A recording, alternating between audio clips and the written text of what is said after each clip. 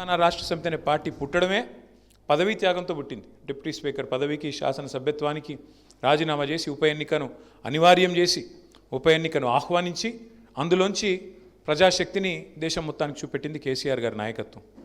కానీ రాజీనామాలు రిపీటెడ్గా అవుతూ ఉన్నాయి. 2006లో 2008లో అయినప్పుడు నేను అడిగిన సార్ని, సార్ రెండోసారి ముఖ్యంగా 2008లో రాజీనామా చేసినప్పుడు కేసీఆర్ గారు, నేను జయశంకర్ సార్తో కొద్దిసేపు వాదం పెట్టుకున్నా. మళ్ళీ ఎందుకు రాజీనామా చేయాలి సార్, మొన్ననే చేస్తాం కదా 2006లో, సార్ ఎందుకు చేయాలి కేసీఆర్ సారు అన్న. అంటే ఆయన గొప్ప మాట అన్నాడు, గుర్తుపెట్టుకో రాము, ఉద్యమానికి 3 పార్శ్వాలు ఉంటాయి. మొదటి పార్శ్వం సెన్సిటైజేషన్, భావజాల వ్యాప్తి. అది నిరంతరం జరుగుతూ ఉండాలి. భావజాల వ్యాప్తి అంటే తెలంగాణకు జరుగుతున్న అన్యాయం పట్ల చర్చ జరుగుతూ ఉండాలి. రెండవ దశ, రెండవ పార్శ్వం యాజిటేషన్, ఆందోళనాపథం.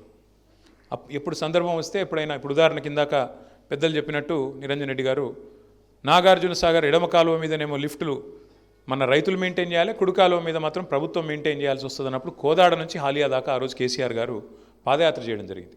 సో అట్లా ఆందోళన పదంలో ప్రయాణం చేయడం. ఆర్డీఎస్లో అన్యాయం జరుగుతున్నది, మనకు నీళ్లు రావడం లేదన్నప్పుడు నడిగడ్డలో ఆ రోజు జోగులాంబ నుంచి కింద గద్వాల దాకా కేసీఆర్ గారు పాదయాత్ర చేసినారు. 2001-2 నేను చెప్పేది.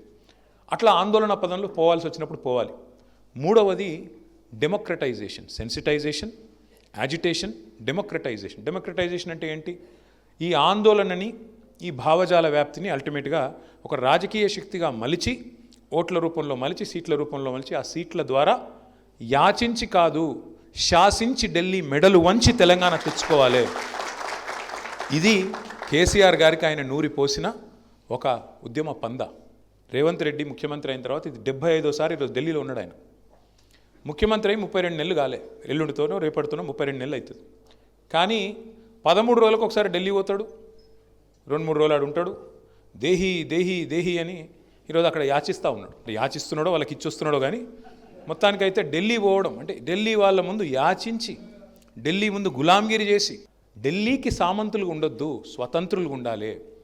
ఎన్నటికైనా స్వీయ రాజకీయ అస్తిత్వమే తెలంగాణకు శ్రీరామ రక్ష. తెలంగాణ కోసం ఒక స్వీయ రాజకీయ అస్తిత్వ పతాక ఉండాలి. ఎలాంటి రాజీ లేకుండా, ఎవరితోని కాంప్రమైజ్ కాకుండా, గొంతు విప్పితే గర్జించే విధంగా ఓ సింహంలాగా గర్జించే గొంతు ఓ కేసీఆర్ తీరుగా ఉండాలి, ఉండి తీరాలి. అందుకే కాంగ్రెస్లో కలవద్దు అని గట్టిగా వాదించిన నాయకుడు, వాదించిన మహానుభావుడు ప్రొఫెసర్ జయశంకర్ గారు. జయశంకర్ గారు నమ్మింది ఏంటంటే, ఎట్టి పనికైనా మట్టి పనికైనా తెలంగాణోడు ఉంటే పని అవుతుంది, కానీ మళ్ళీ ఢిల్లీ ఓడి చెప్పినట్టు తలాడించేటోడు గంగెద్దు లెక్క డూడు బసవన్న లెక్క ఉండటంతో ఏమి కాదు అని.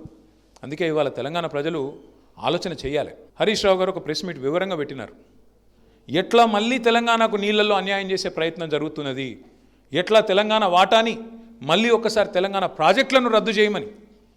గోదావరి రివర్ మేనేజ్మెంట్ బోర్డు మీటింగ్లో తెలంగాణకు సంబంధించిన 7 ప్రాజెక్టులు రద్దు చేయమని ఇవాళ తమ ఆధీనంలో, తమ చెప్పు చేతల్లో ఉన్న కేంద్ర ప్రభుత్వాన్ని ఎట్లా ఆంధ్రప్రదేశ్ ప్రభుత్వం ఇవాళ ఆడిస్తున్నదో నిన్న వివరంగా హరీష్ రావు గారు చెప్తే, ఢిల్లీ పార్టీల చేతుల్లో మళ్ళీ తెలంగాణ ఎట్లా తల్లడిల్లుతున్నదో ఒకసారి అర్థం చేసుకోవాల్సిన బాధ్యత మనందరి మీద ఉన్నది.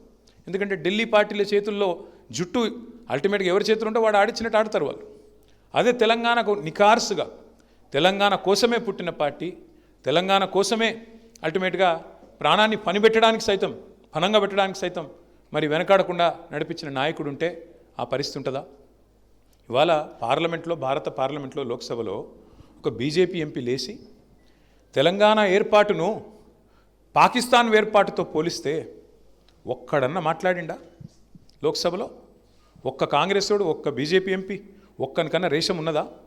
అదే అక్కడ గులాబీ జెండా కప్పుకున్న మన ఎంపీలుంటే పోయి గల్లవట్టకపోదురు ఏం మాట్లాడుతున్నారో నా కొడక అని. ఒక గది తెలంగాణ గురించి జయశంకర్ సార్ శాసించి సాధించాలన్నది గది. ఆయన ఆలోచించింది, ఆయన కోరుకున్నది గది. కానీ ఇవాళ దురదృష్టం, మళ్ళీ ఒకసారి తెలంగాణ చివరికి మళ్ళీ ఇంత సాధించి భౌగోళిక తెలంగాణ సాధించుకున్నా మళ్ళీ తిరిగి సామంతులుగా బతకాల్సిన పరిస్థితిని, ఢిల్లీకి కప్పం కట్టుకుంటేనే బతికే ముఖ్యమంత్రులు, ఢిల్లీ చుట్టూ చిప్పబట్టుకుని తిరిగే మరి అసమర్థ నాయకులు, వీళ్ళ వల్ల మళ్ళీ తెలంగాణ ప్రజలు కూడా తల్లడిల్లిపోయే పరిస్థితి వచ్చింది.